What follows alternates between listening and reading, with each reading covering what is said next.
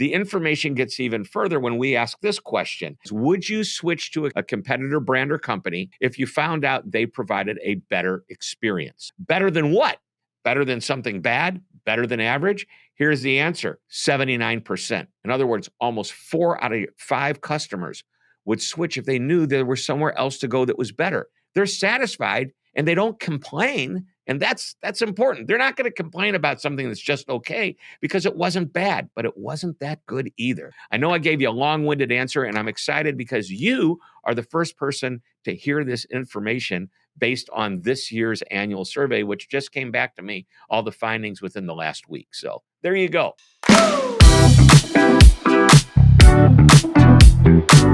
Hi, today we are joined by Shep Hyken, who is absolutely a luminary in the field of customer service and customer experience. He's the author of 2 very widely acclaimed books, Moments of Magic, very widely sought after keynote speaker, spoken for companies such as Salesforce and Microsoft. And he currently heads Shepard presentations, which helps companies create consistently create amazing experiences and helps them turn their customer service orgs into revenue streams.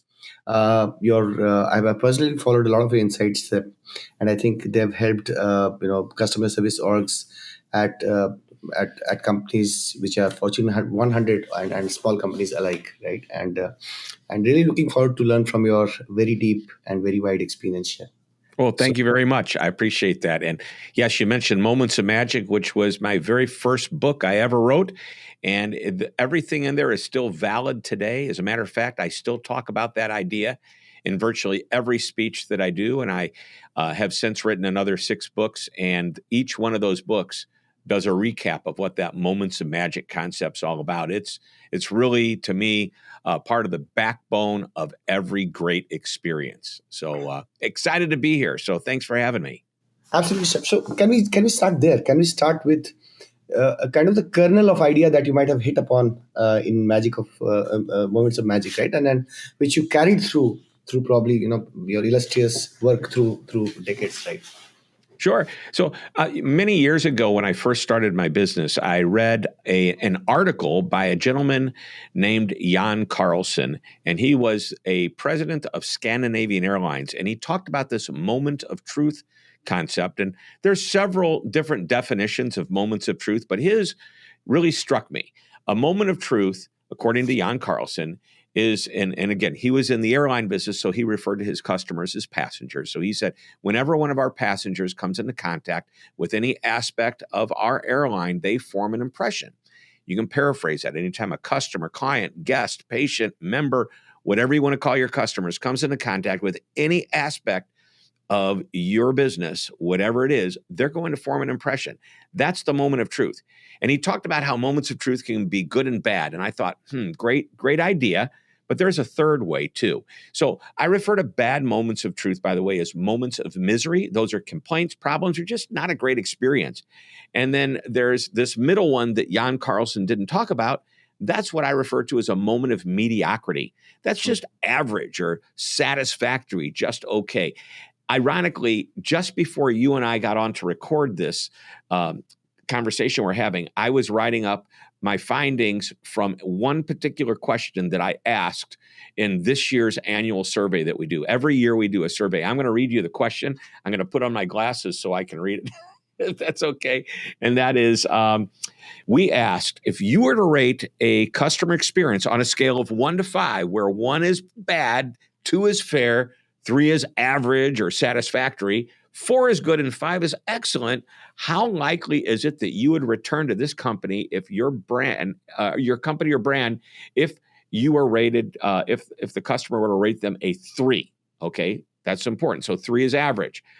Almost a quarter of the customers, 23% said that if they had a satisfied experience, they are either not likely or would never come back. Only 77% said they would. Now, that sounds pretty good. Well, if all yours average, losing a quarter of your customers, you don't want to do that. But the information gets even further when we ask this question. What's basically the question was, would you switch to a competitor or brand or company if you found out they provided a better experience. Okay. Mhm. Better than what? Better than something bad? Better than average? Here's the answer: 79%. In other words, almost 4 out of 5 customers would switch if they knew there was somewhere else to go that was better. And the importance of that is if all you're doing is actually delivering an average experience, guess what happens? You are at huge risk. They're satisfied and they don't complain. And that's important. They're not going to complain about something that's just okay because it wasn't bad, but it wasn't that good either. So really important. So that back to that moment of magic thing.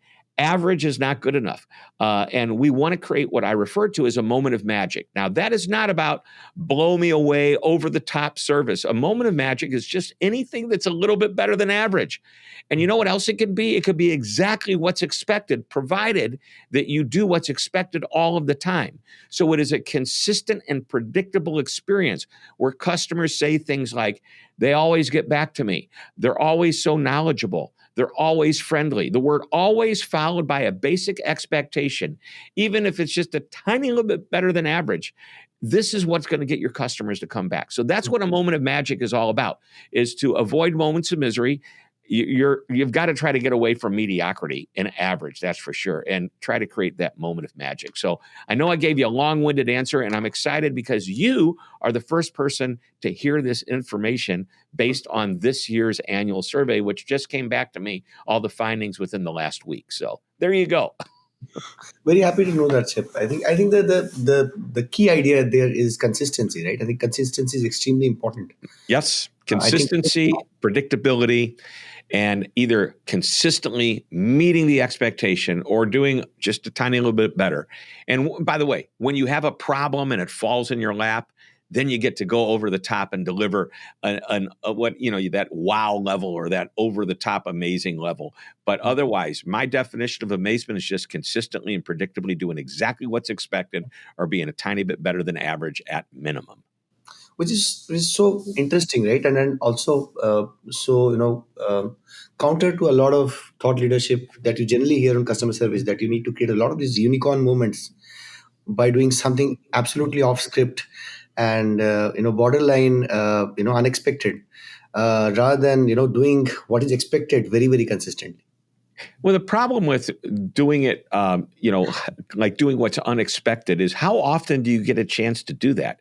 If somebody calls to ask you a basic question or in the process of doing business with somebody, I mean, where do you surprise them? I mean, you could surprise them if we're going to overnight it to you instead of send it to you regular, which is one of the things that Zappos used to do so well, is they would surprise you by sending their delivery faster than expected. But really, at the end of the day, I think that customers love consistency and predictability. They want to be comfortable. So what happens if you look at what what I refer to as a customer hierarchy of needs, really at the top, you've got this idea of an emotional connection. That's the cornerstone. At the bottom, you've got products do what they're supposed to do, and then you need to trust the company that they're going to keep your data safe, and they're going to be, I guess you can trust them to do business with them. They're ethical. You've got to maybe they have a cause or something you believe in, but all of these things build toward creating this emotional connection. But here's the thing: if you let them down in any way, you create an inconsistent experience. That's not building trust. That's eroding trust. That it just takes a lot to get there. You're not going to have that emotional connection, other than maybe you'll make them angry. I guess that's emotional, but that's not the emotion you're looking for.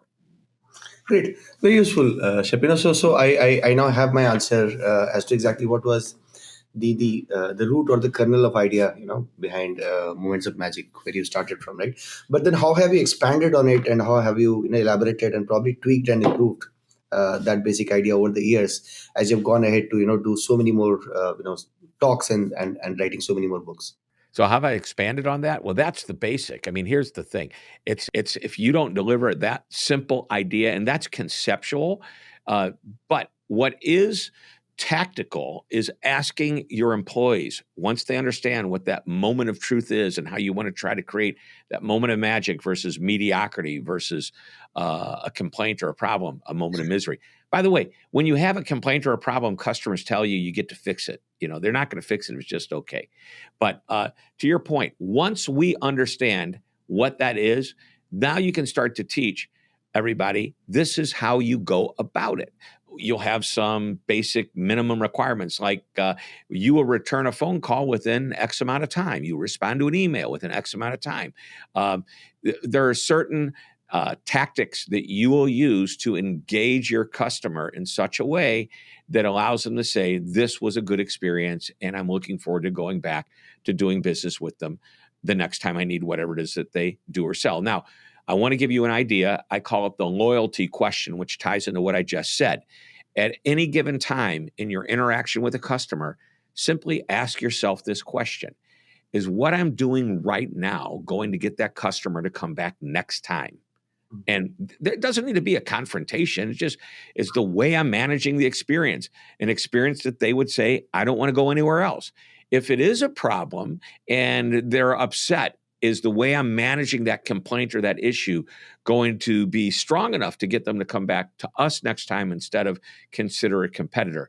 Now, when you always are focusing on the next time becomes every time. So that's where I believe customer loyalty stems from. It becomes a stepping stone. If every time you can deliver that predictable experience that the customer says, yeah, I'll come back next time, that turns into loyalty, could turn into a lifetime. Makes sense, and I think that is probably the key of turning a customer service org into a revenue stream, right? Yes. Absolutely. Great. So now another thing that I was curious about, when I looked at your work, is the variety of experience you have in working for and doing speaking for a lot of companies, of the likes of Microsoft and Salesforce, right? What I would like to learn is, what differences in priorities, sets of problems that you've seen in what they grapple with and try to solve for through their engagement with you, and any trends and patterns that you have seen in how that has evolved over a period of time. Gosh, my number one trend that I talk about year after year, it hasn't changed in the last number of years, is simply this: customers are getting smarter than ever. And what that means is they are learning from great companies who provide great service what that's all about. And what happens is they're for lack of a better term, the bar gets raised in their minds, and they go, why can't this company I'm dealing with be as good as whoever my favorite company is? And by the way, this goes beyond just business to consumer. This is B2B as well, because if you're in the B2B world, all of your customers are at one point consumers. The way they rate you in their mind is based on the best experience they had from anybody. It could be a consumer type of company, or it could be another B2B organization, but they're rating you on the best service they've had. Why can't you be as good as what I get from someone else? And if and by the way, I'm not expecting that you're going to be able to hit that every time, but there's certain things you can do to create that trust and predictability, which we've been talking about already. And when you can do that, then in a sense you are. I can't be as good as Amazon. By the way, when I do speeches, and I'll say that, just say, somebody, just yell out a company. Who's your favorite company to do business with? Almost every time the first company that's mentioned is Amazon. Now, I'm never going to be as good as Amazon, but I tell you what Amazon does. They will send you a confirmation email the moment you place the order. They'll let you know that it's on its way, and they'll even give you tracking information, and then they let you know it arrived. Well, guess what? We don't have the sophisticated programs that Amazon does.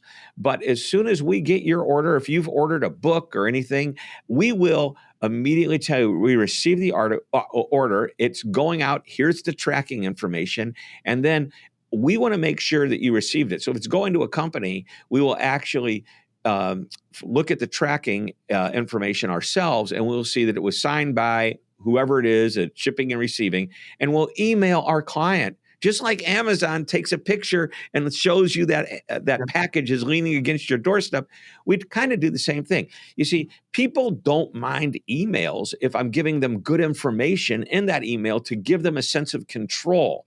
And so while we're not as strong and as powerful as Amazon, we can still do some of the same things. And that's what I'm talking about. When they're comparing you to Amazon, we're giving them an Amazon type experience at our level. Makes sense? Makes a lot of sense, right? And this also kind of hints at how it is important to look at customer experience as something that is so far beyond just customer service, right? Because that email impacts your customer experience, but that's an automated email, right? There's no aspect of customer service as to how we traditionally think about that subject in that, Yeah. right? But it's still such a core part of customer experience, right? But then that brings me to another question, right? Uh, Talking about consumer businesses in general, why is Amazon such a huge outlier, and why consumer businesses generally have customer service and customer experience that people tend to hate, right? And what do you think is at the core of a company that has outstanding customer experience like Amazon and so many others that strive or do not even strive, right? What is at the core that It's creates this? it's it's simple. By the way, big company, small company, it doesn't matter. There's a leader, and the leader decides we want to be customer focused, customer centric, customer obsessed, whatever you want to call it. That's where it starts. It starts with the leadership. Jeff Bezos said, we need to be so good that we don't even need a customer support department. Obviously, that's impossible because once that package goes out back in the day, now they have a lot of their own delivery system built in, their own Amazon system. But back in the day, it was FedEx, UPS, the post office here in the US, and whatever carrier you're using over in your part of the world or anywhere else. Once it got out of their warehouse, they didn't have any control over it. However, if that third party shipper failed to deliver the package, who does a customer call? They call Amazon, right? So that's why you do need the customer support department, is to help your customer find the package that somebody else lost, right? But here's the point. Leadership decided we want to be that good. And when you look at the best companies, you will almost always find a leader, whether it's a tiny little company or a huge company, you're going to find the leadership is so far behind. When I say so far, so they're totally behind. That's the better word. Totally behind creating the experience. You mentioned Microsoft several times. Bill Gates, who I featured in my most recent book. I featured him in several books, but recently I wrote a book called "I'll Be Back: How to Get Your Customers to Come Back Again and Again." And in that book, and I believe it's in chapter 6, I talk about the story of a woman who called Microsoft for customer support. And she was talking to this gentleman who was so helpful that she actually called back and said, "Is this guy still available? I don't know what his last name is, but his first name was William." Well, it was Bill Gates who was actually taking customer support calls so that he could better understand what problems customers were having. He was obsessed by making sure customers were happy. And that is why, these huge companies, they do sometimes they get hit because somebody just takes a shot at them and they had a bad experience and they decide to go viral with it. But at the end of the day, for the, I don't know, hundreds of thousands, if not millions of customers that some of these companies have, if such a small percentage of them are these customers aren't happy, you're not going to make everybody happy all of the time, but you do your best to do what you can. So Bill Gates recognized, I got to become customer focused. I've got to find out what my customers are saying, because that's the best way. I'm not going to rely upon just reports. I'm not going to make my perception become reality when my customers may have a different perception. So I know I'm going a little long-winded with this answer, but it's a really important thing to understand.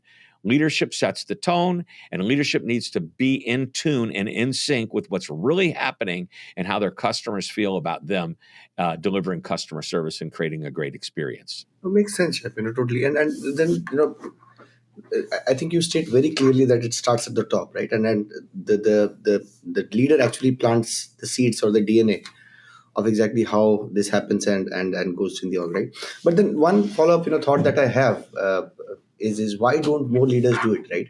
Why is it not a priority in board meetings, for example, or shareholder calls, right? I mean, it's clearly very very important, but Yeah. it's just not as visibly important as probably it needs to be. Well, you just can't say it's supposed to happen. You have to live and do it. To create a customer-focused culture, number one, there needs to be a clear definition of what a great service experience looks like for your company. And different companies have defined what that looks like in their own terms. Number two, communicated over and over again. It's not like a theme of the month or theme of the year. It's probably something that's baked into the mission and value statement of the company. Number three, everybody has to be trained to make that happen. Number four, and this is a really important part, the CEO or the executive maybe it's a manager or supervisor of an employee, needs to demonstrate what that experience looks like to his or her own employees. And in turn, then that will be modeled behavior that ideally employees will then do upon their customers. So what's happening on the inside is being felt on the outside. The way the employees are treated by managers, supervisors, and leaders is exactly the same way they're going to treat customers. Number 5 of my little process here is that, and this is to your point, the leadership must defend the culture. And what that means is if they see someone, a group, a region, if it's a worldwide organization, a department, if they own 500 stores and 30 of them are getting bad ratings, that means 30 of them are out of alignment. It is the leader's job to get everybody into alignment with what that vision and mission is. And finally, number 6 in this process is to let people know they're doing a great job when they're doing it and celebrate the success by just, sometimes it's just telling them, patting them on the back, give them a little rah-rah motivation there. But, you could have special events that let people know, hey, we've increased our customer satisfaction scores by X%. This is all because of the hard work you're doing. Share some examples, get people excited about it. But really, leaders have to start with this. So they define it, they communicate it, they get everybody trained to it, they demonstrate it as a modeled behavior, they defend the culture, and then they celebrate it. Makes sense. I think that's a very expansive and very exhaustive laying down of the scope of what needs to be done and for such a transformation to happen, right? But the last question, Shep, right, is something that we cannot just avoid talking about is where do you see AI fitting into it, right? I mean, how do you see the general trajectory and the general narrative on artificial intelligence right now? A lot of times it's just about building agents that will do customer service for you, but it is definitely more nuanced and more detailed than just that, right? Yeah, I'm so excited about what AI's possibilities are for customer service and experience. And by the way, realize we can go way, way back. I can't remember, but I'm going to believe it might have been even before 2000. So probably close to 20 some odd years ago, where Microsoft's Outlook came about, and they created a system that might recognize spam coming into your inbox and shoot it down to your junk folder. That's AI. When we talk to our phone, and if I say it too loud, the phone's going to start talking to me.